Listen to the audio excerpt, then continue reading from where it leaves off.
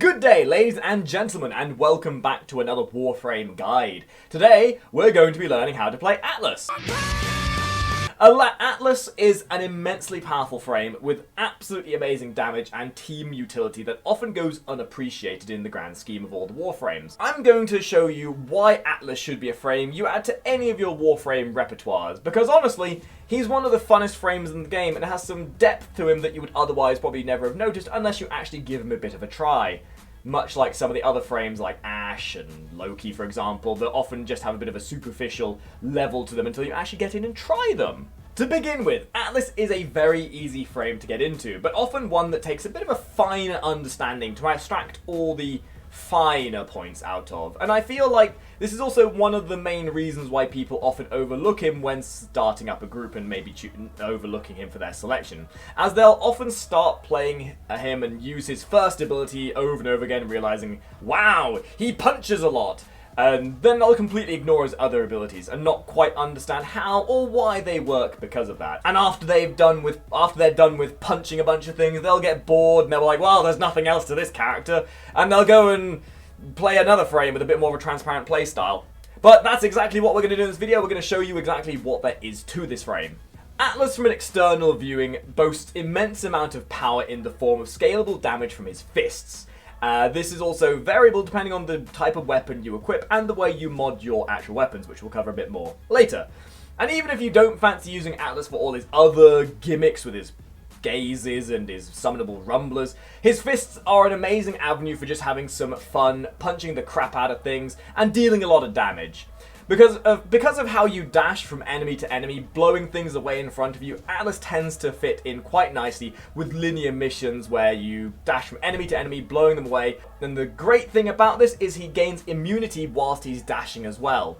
So as a frame, he's one of those kind of frames that you'll have a lot of synergy with. There's going to be a lot of linearity to his playstyle and he'll help you run through missions quite quickly. However, when using all of his abilities together, he also has the tendency of being able to hold down a location and create defensible positions using his petrify and his tectonic plates, as well as also then summoning adds that can additionally help you as well.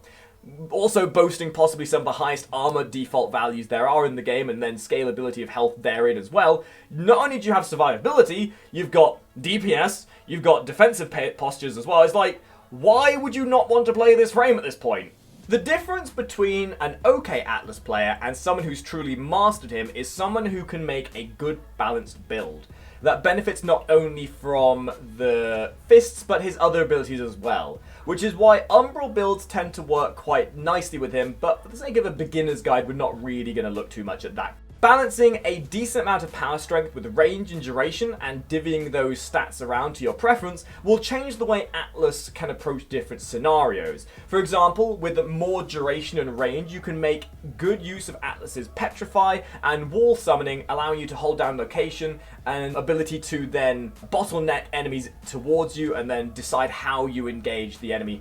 Or maybe you use the petrify to immobilize a small amount of enemies whilst dealing with enemies that may have been flanking you from a different direction. You have a lot of control. And in short, Atlas has a lot to him. And I want this guide to reflect the kind of depth you can get with an Atlas should you take the opportunity to go a bit more beyond his superficial existential surface level stuff. One of the main reasons people find Atlas hard to farm for is mostly down to how you obtain him. In order to actually farm him, you either need to complete or find someone who has already completed the Jordus Precept and then go to farm the Jordus Golem Assassination on Eris. So not only is it kind of quest dependent, but the fight itself against the Jordus Golem is less than favourable, to say the least, to newer players. Especially if you go in unprepared. The fight itself has so much armor. You spend ages trying to whittle him down, trying to take out the enemies that are summoning as well.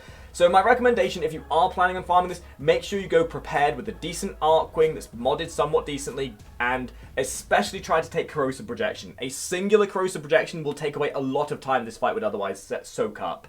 The drop chance for the individual components: from the chassis, you have a 38.72%, as well as the Neoptics with another 38.72%, and then the systems have a 22.56% drop chance as well. but with the amount of time it takes for you to go from one end of this mission to the other, you might grow a few grey hairs.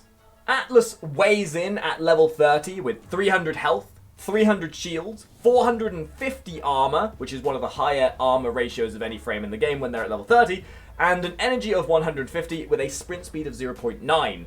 Atlas also has one of the most variable amounts of polarities in his default modding slots of any frame in the game as well for a default frame. He has one Naramon, one Vazarin, and one Madurai, which really opens him up to some very variable builds as well.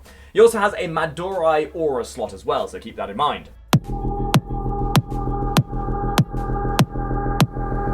Let's start with Atlas's passive, shall we? Atlas's passive is a twofold thing. You start with Monolithic. Atlas has an ability to generate rubble when killing petrified enemies. So if we just petrify these dudes here for a moment, like so. Upon killing petrified enemies, or when his rumblers die, these enemies will drop components of rubble. This rubble can be picked up and converted into 50 health and 50 armor. The armor of which will slowly decay over time and is shown as a cumulative stack down in the bottom right of your HUD. I guess he's really ready to about rock and roll when he's fully stacked on this. Essentially, the way this works is petrify enemies, kill enemy, pick up shiny rock, glue to body, get armor. The max amount of said armor can only go up to 1,500, however, so keep that in mind. The punchline! The main ability, and the one that everyone seems to use a bit too much, is Landslide. Atlas will charge an enemy and punch that enemy up to 15 meters away. The target and enemies within 2 meters are dealt 350 impact damage as a melee strike with a 200% critical damage multiplier, a 5% critical chance, and a 5% status chance. The damage of this scales based on your combo counter and a percentage of your power strength. So using weapons like Venka Prime to have a beneficial passive to your combo counter is always advisable. The damage is also benefited by modding on your melee weapon, so having a stat stick, so to say, weapon is advisable. Keeping in mind mods like Blood Rush and ones that have conditions to them, like Weeping Wounds, for example, won't work. So you'll need to be modding raw damage in order to make this stronger. Chaining Landslide also gives a counter on your reticle. This counter is another form of combo multiplier that stacks with your initial melee multiplier.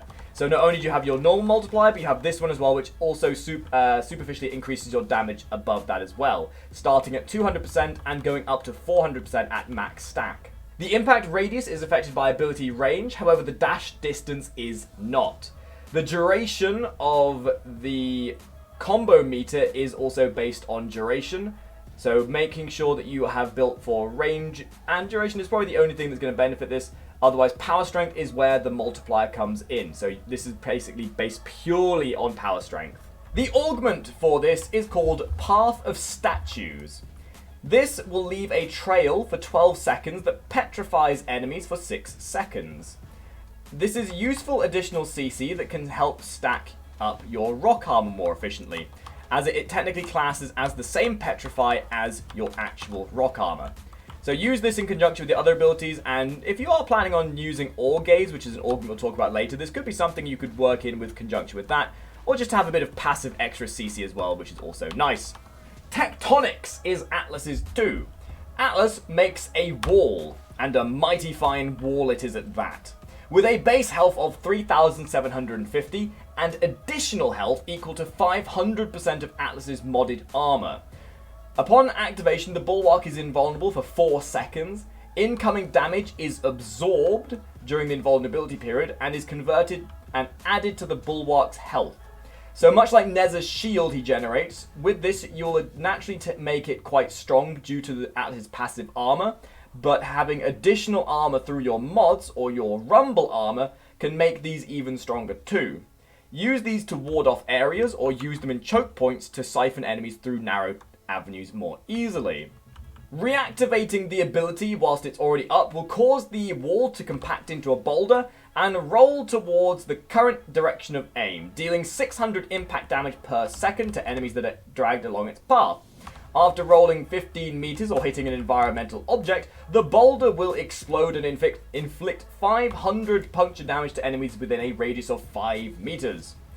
If you cast Petrify on this wall, which is the ability we're going to discuss next, it will be converted into a petrified bulwark wall thingy, which causes the boulder to gain 200% rolling velocity and distance traveled, which is pretty freaking cool because it also looks like a shiny metal ball. The base armor and health, as mentioned, are affected by power strength, as is the rolling damage of the explosion. The explosion radius is affected by ability range. However, the travel distance is always set based on the type of boulder you're sending going on its careening way.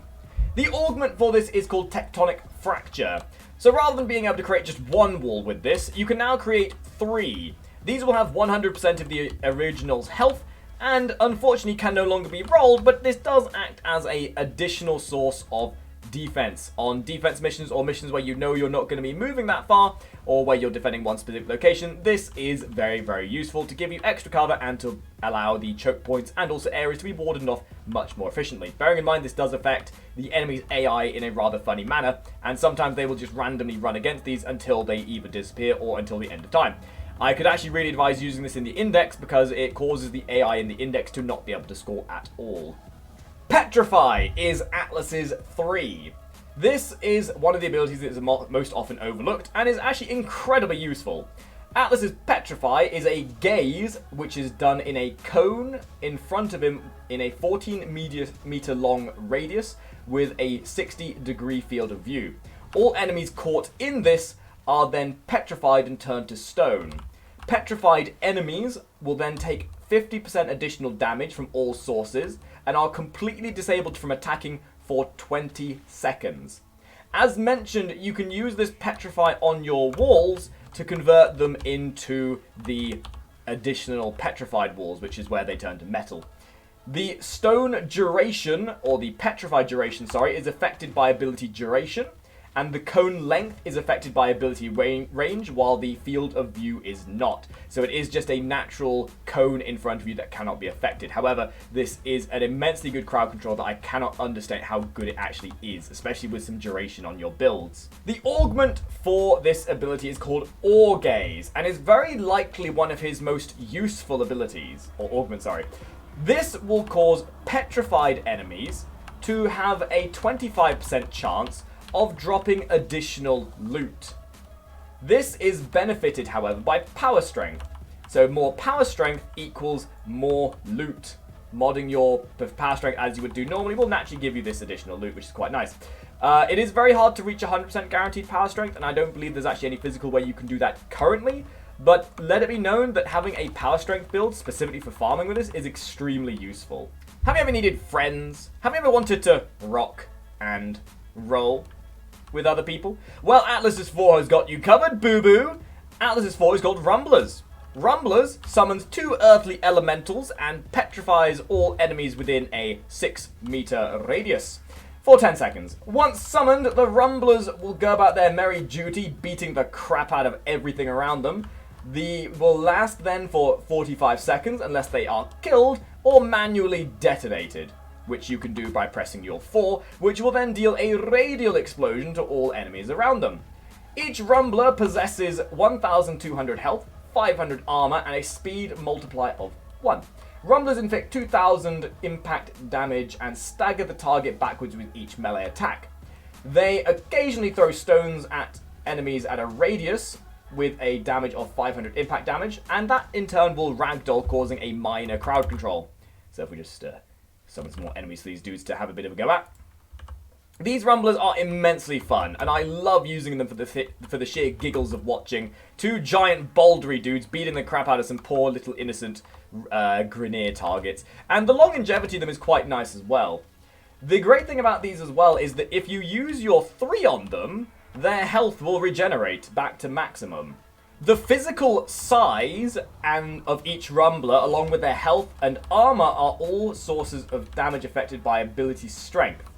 Health and armor are also affected by the Warframe's health, shield, and armor mods. So they will base their percentages based on your modding and also the amount of armor and what you've modded for yourself. So not only can you keep these alive and heal them and have them do insane amounts of damage, but they can basically just do all the work for you. The augment for this, and it's probably one of the funnest augments in the entire game, is called Tectonic Rumbler. This will summon a singular Rumbler, which is even bigger and has 150% of the health, 135% bonus damage, and 65% additional speed, and will additionally also taunt all enemies within a radius around him to attack him instead. The radius in which it taunts is affected by ability range, and as with the previous Rumblers, the damage it deals and the size of it, as well as also the base stats, are based by power strength and the way you mod. So building for more power will generally lend you a much larger Rumbler. And this thing is pretty damn cool to watch it when it goes. Something to keep in mind with all Rumblers is when they do die, they also drop an additional chunk of rubble. So if they die, salvage what's left and get some armor. And now we're going to take a look at the builds. Don't take too much of an indication from this one. This build is more of an end goal build. And I think it's something I'm going to try and incorporate into these guides from now on, where we show you the sort of things you can aim for to make a very good build. I personally use this build to a great extent. Umbral builds on Atlas are immensely good because he has very linear playstyles with a bit of movability regards how you mod him. Like, modding like this not only benefits your Rumblers, it benefits the health of your walls, it gives you good damage on your fists, but it's just generally going to allow you to play whichever way you want. But, for the sake of it, I'm going to show you two specific builds that will be more beneficial for newer players. This one is a more specific build for augments. You are modding for as much power strength as physically possible, so in this situation you could replace Umbral Intensify with just regular Intensify, for the sheer sake of producing as much power as possible to benefit your Orgaze. So with this build specifically, you would definitely want to use Orgaze, or Tectonic Rumbler, or potentially even the other augments, depending on what you plan on doing. But this one definitely works a lot better with Orgaze and Tectonic Rumbler to get the biggest either loot distribution or the biggest Rumbler possible. Now, in terms of the way you mod, most of the time I will say that aura mods are entirely subjective. However, as mentioned earlier, Atlas's punches generate a benefit from the way you mod. Steel Charge is one of the only aura mods that gives you a flat buff that will benefit your punches. So, Steel Charge is definitely a recommendation. However, as with every single one of these guides that we do, I always try to make the emphasis that it is your prerogative to decide how these builds end up looking with you. Never let a build from somebody else be the way you definitely play, because it's all down to your personal preference. If something I've shown you doesn't work, use your initiative, find what works for you. But this build is a build that will generally work quite well with your augments. And finally, this is a general build that will work across the board. So similarly to what we had here, where it's a well-rounded build, this is likewise to that, but much more easily attainable for newer players. So what we have here is we have power strength in the form of Orca Secrets, power drift, and intensify. That is going to give your fists a bit more of a punch. You are also then going to have Gladiator Aegis, Steel Fiber, and Vitality, all of which will give you survivability, as well as also then giving your Rumblers, your walls, more health. You then have Continuity for duration to make your Rumblers last a bit longer. You have Streamline to make sure you can cast your abilities slightly faster, as well as then Flow to give you a bit larger of an energy pool. Now, there is a couple of mods I would like to give a honourable mention to here. Hunter's Munitions, or Rage in this situation, is a very good mod to use.